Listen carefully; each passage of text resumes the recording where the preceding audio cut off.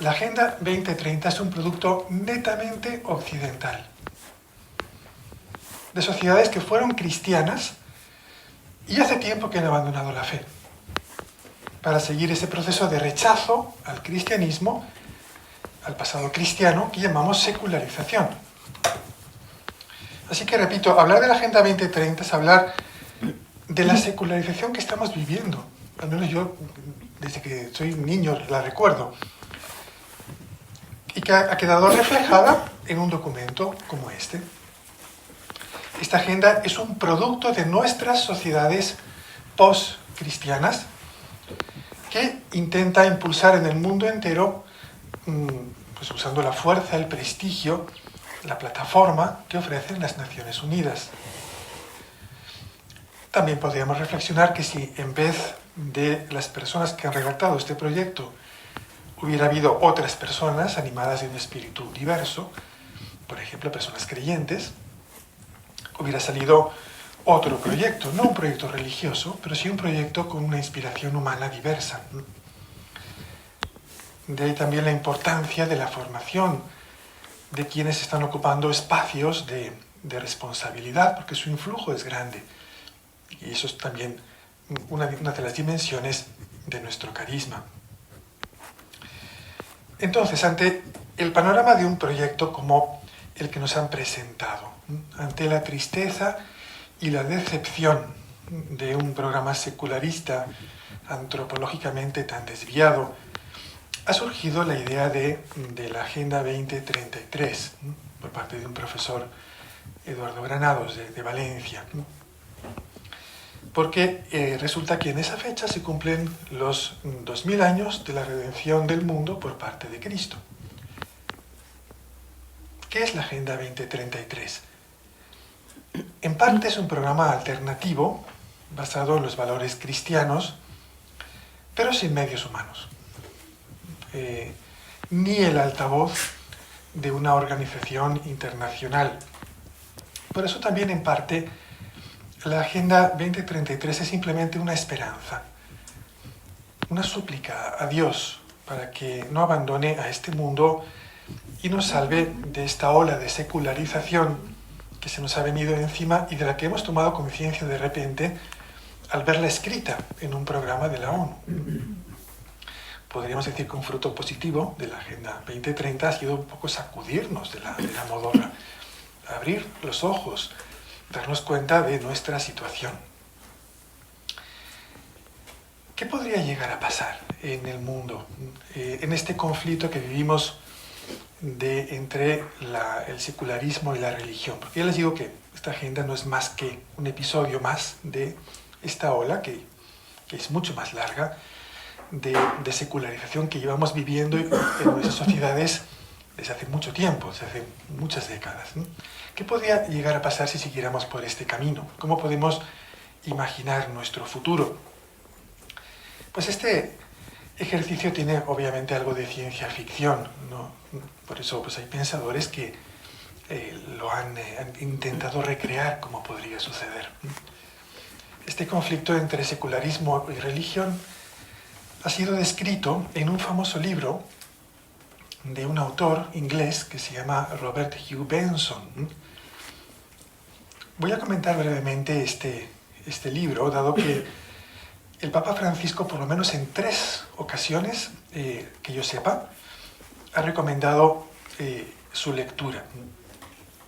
Benson es un converso inglés, a caballo entre el siglo XIX y XX, hijo de un obispo de la Comunión Anglicana, de hecho el obispo de Westminster, que es el cargo más alto, el obispo más importante de la Comunión Anglicana. Robert fue un joven muy brillante intelectualmente, como todos sus hermanos. Todos fueron literatos, todos dejaron una huella en la cultura de su país, y siguió los pasos de su padre como clérigo anglicano. Y en un momento de su vida, siguiendo un proceso de profunda honestidad personal, dio el paso al catolicismo, como Chesterton, como Newman, Cardenal Newman, como tantos otros ingleses ilustres. Escribió muchos libros, tiene uno muy bonito sobre el amor a Cristo, que les recomiendo, pero concretamente el libro que el Papa recomienda es una novela futurista que describe el momento final de la historia, el final de los tiempos. Se llama El Señor del Mundo. Creo que el padre Leopoldo ayer hizo referencia de paso, ¿no? The Lord of the World. Este libro describe una sociedad totalmente secularizada, donde la Iglesia es una realidad marginal, desprestigiada, que queda como un relicto del pasado, que sigue tolerada para los pocos fanáticos que todavía quieren practicar enseñanzas tan anticuadas y superadas. Es un mundo tecnológico, es curioso que está escrito a inicios del siglo XX y ya prevé muchos avances del mundo de hoy. Otros no los prevé, pero más que lo interesante del libro, más que describir que acierta, que no acierta en lo material, en los avances materiales, es cómo describe ese proceso de mundanización contra la fe. En ese mundo futuro, por ejemplo, la eutanasia es una realidad pacífica, comúnmente aceptada. De hecho, una de las escenas más impactantes que describe el libro es como una mujer joven decide poner fin a su vida por un problema que tiene y como va a una clínica donde la conducen a un pulcro departamento insonorizado, y ahí la enfermera la invita a sentarse en un sillón, le explica cómo tiene que proceder, le dice que se tome todo el tiempo que necesite y se va, dejándola a esta mujer sola frente a la decisión, pues, de quitarse la vida. Yo hace tiempo que leí este libro, pero este episodio me dejó muy, muy impactado, lo recuerdo vívidamente.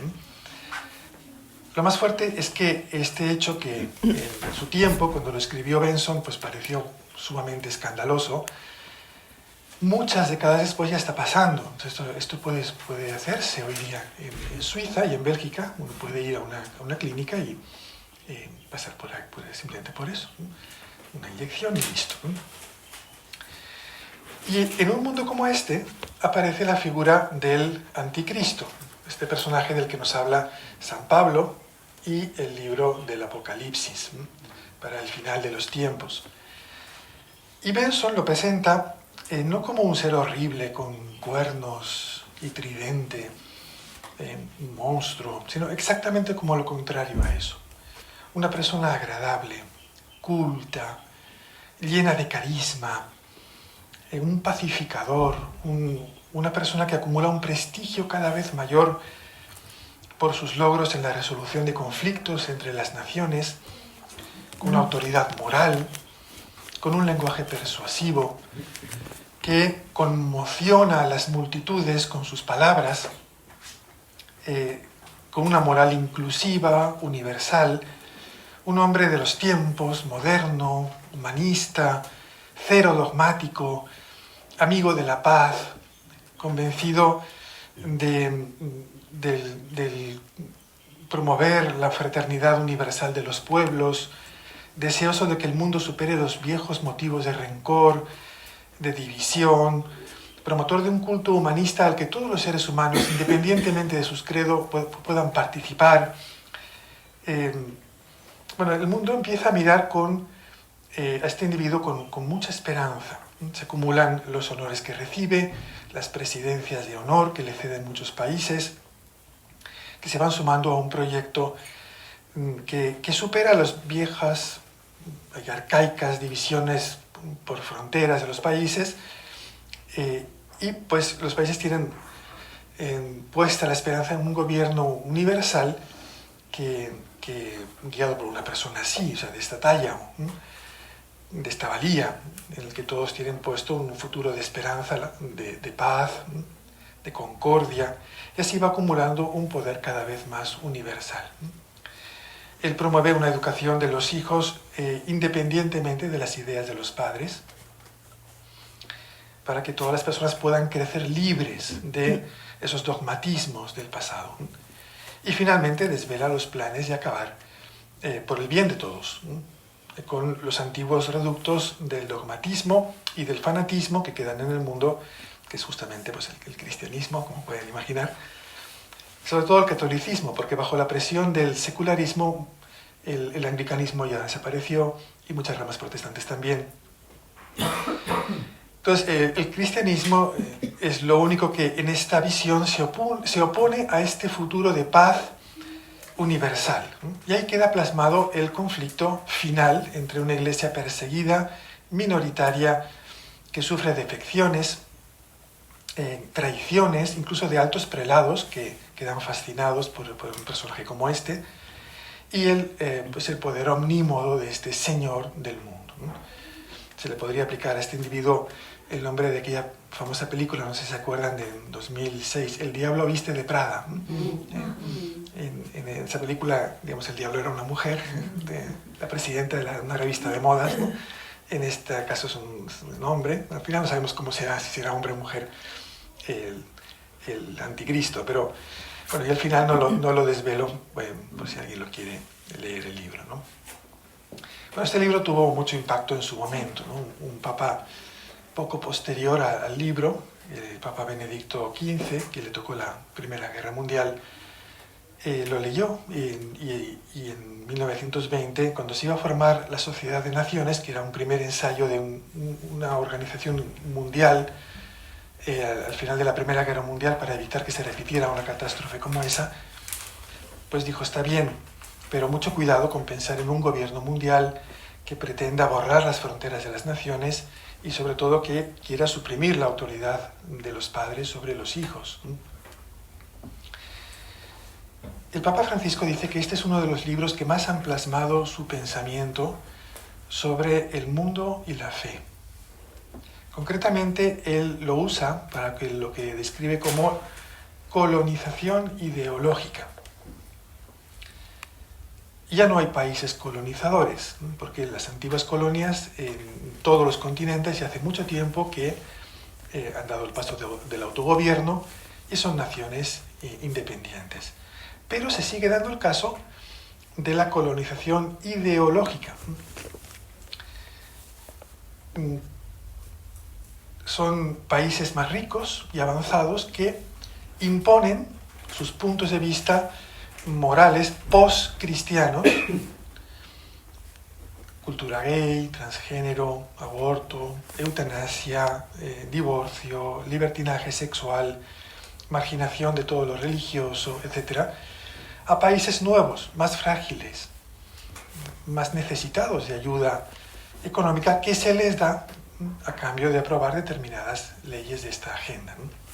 Entonces, a un periodista que le preguntaba en el avión, como es un tema que el Papa siempre está hablando de la colonización ideológica, es un tema muy recurrente en él, cuando volvían de Manila, en 2015, un periodista le dijo, a ver, pero explíqueme qué entiende usted por esto de colonización ideológica, que no lo entiendo, o sea, es una palabra que nunca he escuchado. Y el Papa le dijo, miren, leas este libro, El Señor del Mundo, y lo entenderá. Porque la Agenda 2030, en el fondo, ¿qué es? Es una colonización ideológica. Pretende ser la base de una especie de consenso universal, aunque de forma todavía solapada. Hay muchas cosas que no se dicen explícitamente, pero es muy significativo también lo que se calla. Bueno, pues esto que hemos visto hasta ahora, que les he explicado aquí, es una ficción literaria.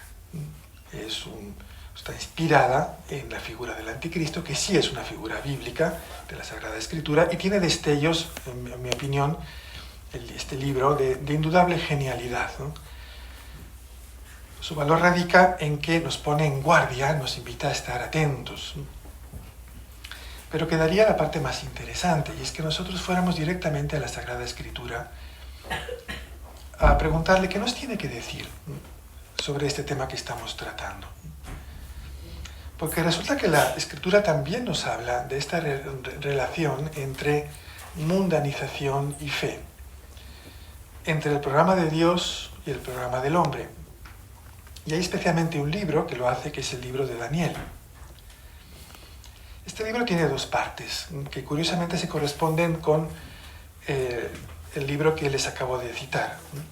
La primera parte del libro de Daniel nos habla de lo que es vivir en una sociedad que nosotros llamaríamos poscristiana, una sociedad que ya no comparte tus valores, donde te sientes en minoría, como vemos al inicio del libro del Señor del Mundo, cuando este anticristo todavía no ha llegado al punto culminante, ¿no? Pero la gente cristiana vive muy oprimida por una sociedad que se ríe de ellos, ¿no? En el caso del libro de Daniel, si se acuerdan ustedes, han leído el capítulo primero, vemos un grupo de jóvenes judíos que han sido deportados, ¿no? Sacados del ambiente de Jerusalén, donde vivían pues, su fe con mucha sencillez y profundidad, y han sido separados de sus raíces y han sido llevados a un ambiente hostil, a Babilonia, a un lugar con una mentalidad totalmente diversa. Y ahí están estudiando en una universidad que ha creado el rey de Babilonia para formar funcionarios para su nuevo imperio, y están sometidos a un lavado de cerebro, en el sentido de que pues, tienen que aprender muchas asignaturas de una cultura que es totalmente ajena a la de la Biblia, ¿no? Tienen que aprender astrología, tienen que aprender a cómo adivinar los sueños, ese tipo de cosas. Pero que en ese ambiente difícil hacen opciones para permanecer fieles a Dios. Y la segunda parte del libro de Daniel son profecías que nos hablan de algo que sucedió realmente al pueblo judío, y es de la venida de un anticristo. No el del final de los tiempos, sino uno de tantos que ha habido por adelantado en la historia. Un personaje siniestro, que era como el Hitler o el Stalin de aquel tiempo, de la época, que se llamó Antíoco IV Epífanes, que intentó con la seducción y luego por la fuerza nivelar la sociedad en una especie de culto universal humanista, y causó persecuciones terribles a los judíos. De esto último no voy a hablar. Es obvio que si nos toca vivir en una situación así, lo único que queda pues, es dar la vida por la verdad, en testimonio del Señor, y aceptar la persecución, como ha pasado en muchas épocas de la historia, ¿no? Como dice el Apocalipsis, el que está destinado al cautiverio va. Pero ese no es todavía nuestro caso. Y ni siquiera sabemos si a nosotros nos va a tocar eso. Entonces, pero la primera parte del libro sí es interesante para nuestra situación actual, porque este libro de Daniel es desde el principio un libro profundamente optimista. El escritor está seguro de que desde el momento en el que el pueblo de Dios fue puesto en manos de este rey, de Nabucodonosor, Dios guiaba los pensamientos, las acciones de la mente de esta persona, de manera que al final todo estaba bajo el control de Dios.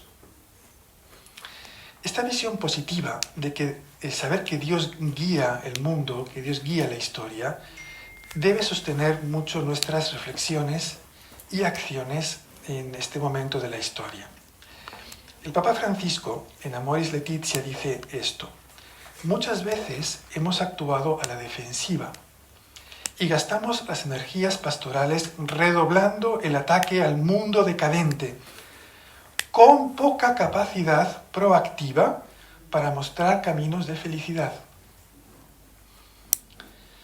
Entonces, dice que es necesario hablar al mundo de la felicidad.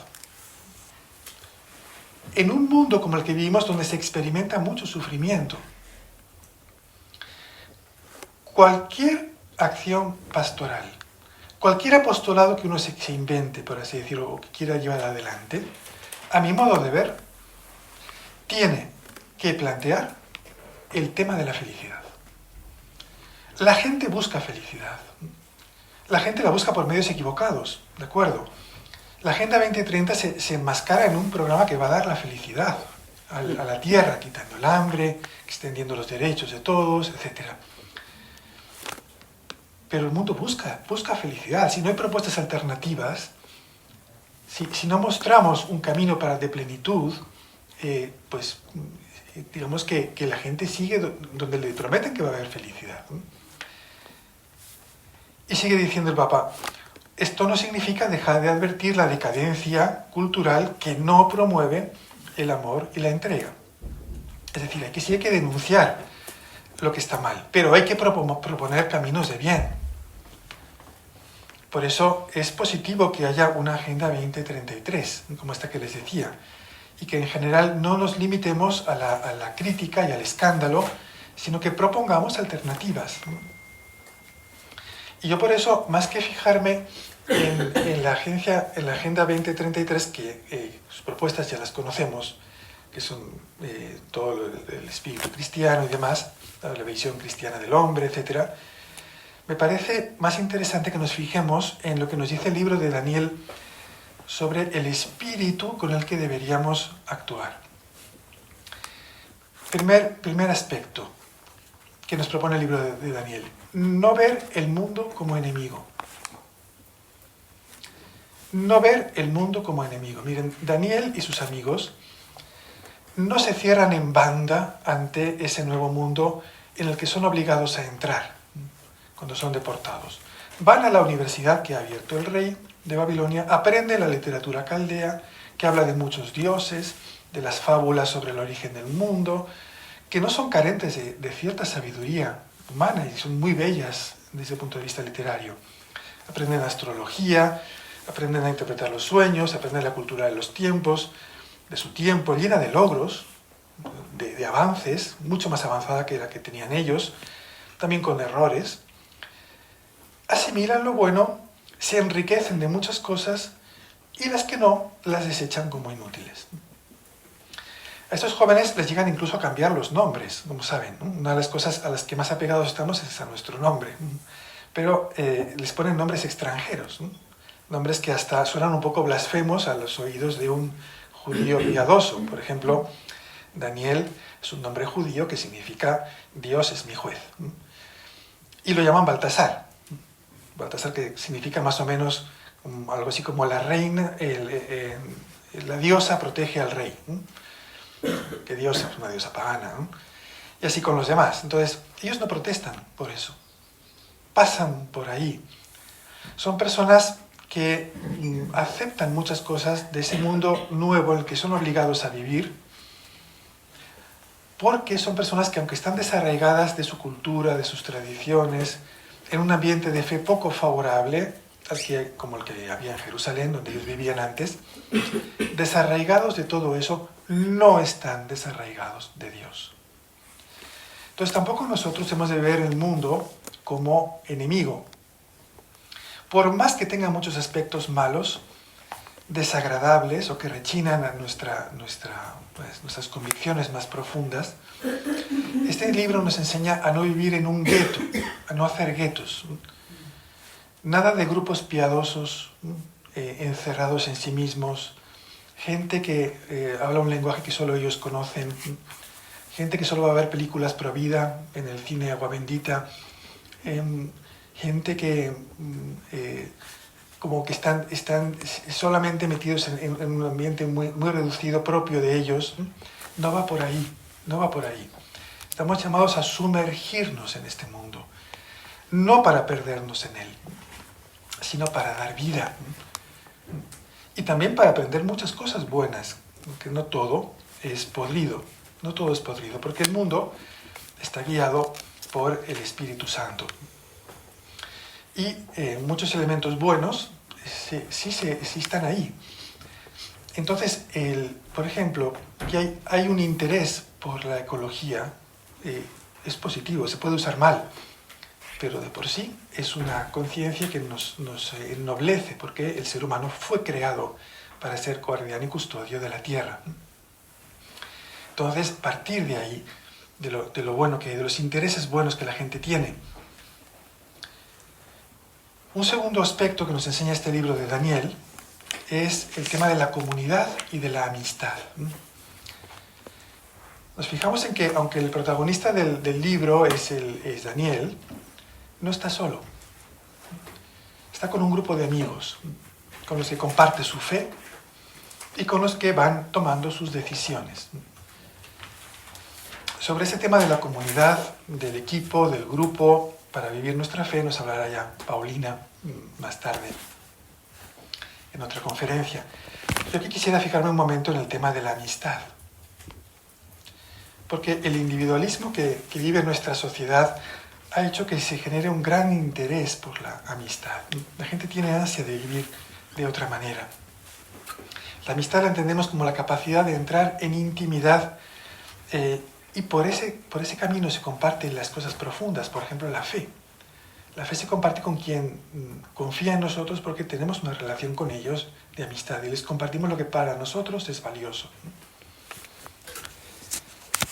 Cuando fui a una conferencia que dio de la zona donde vivimos, de la zona cordillera del clero, un experto que hablaba, dio una conferencia sobre los valores que más interesan a los chilenos hoy en día. Han hecho una encuesta transversal por todo el país, todo tipo de personas, de todos los estatus social, ¿verdad? Y les piden que respondan a una serie o que valoren una serie de temas para ver qué les interesa más, ¿no? Resulta que el tema más valorado por los chilenos, según esta encuesta, es la mascota, ¿no? La propia mascota, ¿no? El número 1. El número 2 es la comunión con la naturaleza. Y va bajando, y hacia la mitad de la lista, si esto fuera una valoración de 10, una valoración de 5, está la amistad. O sea, tener amigos, pasar tiempo con los amigos, ¿no? Y un poquito más abajo, no al fondo, pero un poquito más abajo de eso, la religión y demás, ¿no? Entonces, pues la gente se da cuenta, reconoce que no está dedicando mucho tiempo a otros, ¿no? Es signo de una sociedad que se vuelve más individualista. Esto no es propio solo de Chile, esto se podría hacer en cualquier país y serían resultados muy semejantes, ¿no?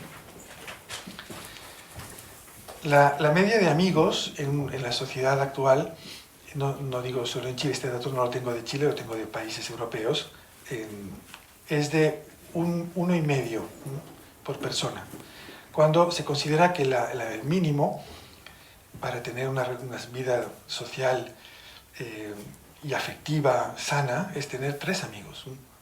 Hablamos de personas con las que de verdad puedo compartir cosas profundas, no simplemente relaciones externas, formales, etc. Justamente se dan cuenta que Daniel tenía 3 amigos, ¿no? Son Ananías, Misael y Azarías, ¿no? Bueno, pues este tema de la amistad es muy importante. Es uno de esos canales por los cuales se puede entrar, se puede abrir una brecha en el mundo actual. Porque la gente tiene mucha sed de esto. Y se pueden proponer caminos de felicidad por ahí. Y nosotros necesitamos, para el cultivo de nuestra vida personal, no ser personas aisladas, ser personas con capacidad de intimidad con otros, de relación profunda con otros, de amistad. Y el tercer punto, hemos dicho que el primero era este de no ver el mundo como enemigo, insertarnos en él, aprender lo bueno, desechar lo malo, pero valorar las cosas positivas, entenderlo desde dentro, conocerlo en profundidad, enriquecernos, etc.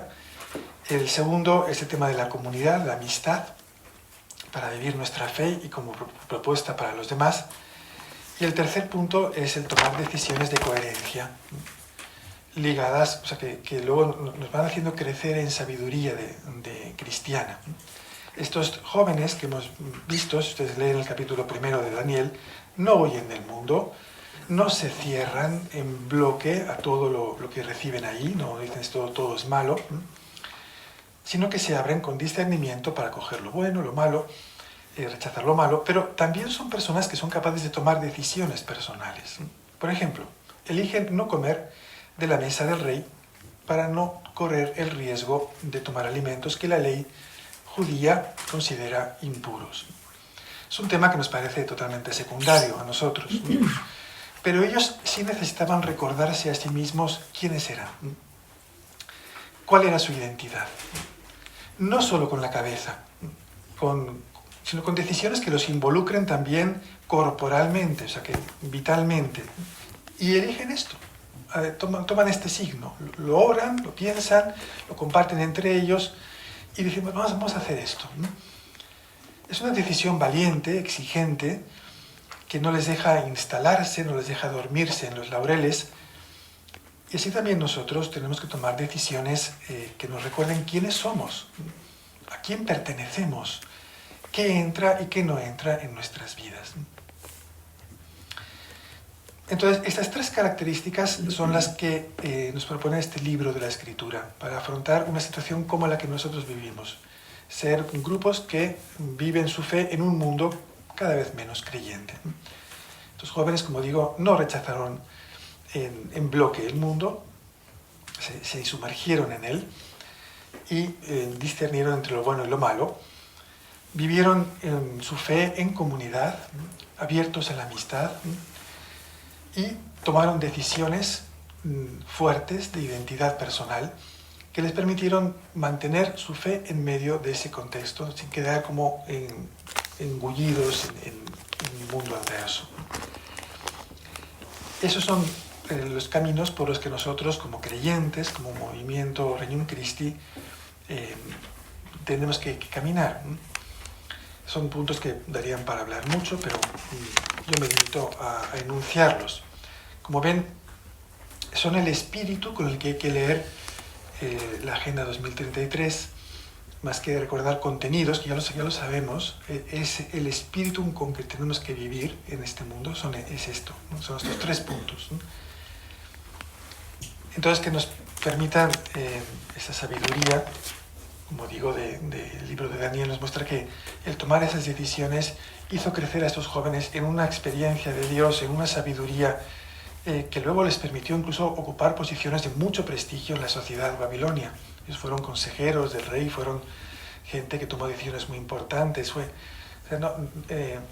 pero porque fueron personas profundamente honestas, coherentes, de manera que no está ligado el hecho de que eran creyentes para que encontrar como un bloqueo en su crecimiento, porque eran personas de valía, fueron reconocidos como tales y fueron ascendiendo en la sociedad y ocuparon puestos muy importantes. Personas cristianas hoy, coherentes, honestas, pero no cerradas, no gente rara, no gente rabiosa, sino gente abierta a lo bueno, con un profundo discernimiento de las cosas de bien y de mal, con opciones honestas personales, con capacidad de amistad y demás. Seguro que son personas que van a ir subiendo en el escalafón social, ocupando puestos de responsabilidad y haciendo un bien, ejerciendo una acción benéfica en favor de los demás. Y eso quiere el Señor que hagamos en la sociedad, que seamos ese fermento en la masa. Que el Señor nos dé esa fortaleza para recorrer esos caminos. Gracias.